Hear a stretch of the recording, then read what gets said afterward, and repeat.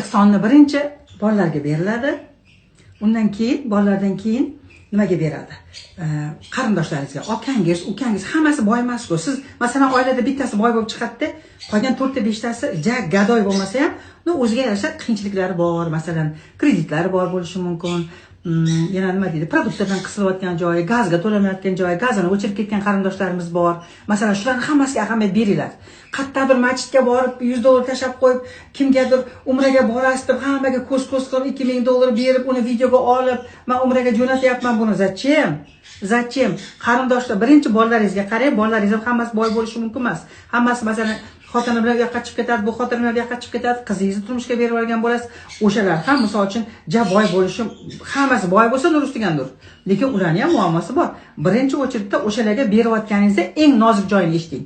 Eng nozik joyini. Bolamga, qizimga demangda, o'sha berayotgan paytda отчет berasiz-ku Alloh taolaga. Отчет berganda aytib turibsiz, xayolan Allohni bandasiga yordam deyapti. Mana o'zingiz bolangiz, o'zingizni qizingiz, lekin mana bunaqa deng. Yana bitta bandasiga yordam berdim. Yana bitta bandasini xursand qildim. Yana bitta bandasini mushkulini oson qildim deng. O'zingizni farzandingiz bo'lsa ham shunday qilib bering. Shtop Alloh taolaga sizdan chiqayotgan energiya bor-ku, ana bolamga, qizimga deb emas.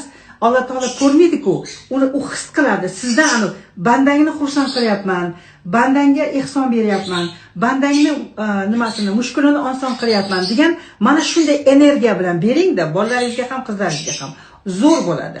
Atak o'zim bolam bo'lgancha beryapman-da, o'zim qizim bo'lgancha yordam beraman-da desangiz, bu boshqa energiya o'sha. Men papugaylar shunday miya vachitlar. Mendan o'tib tushadi bular.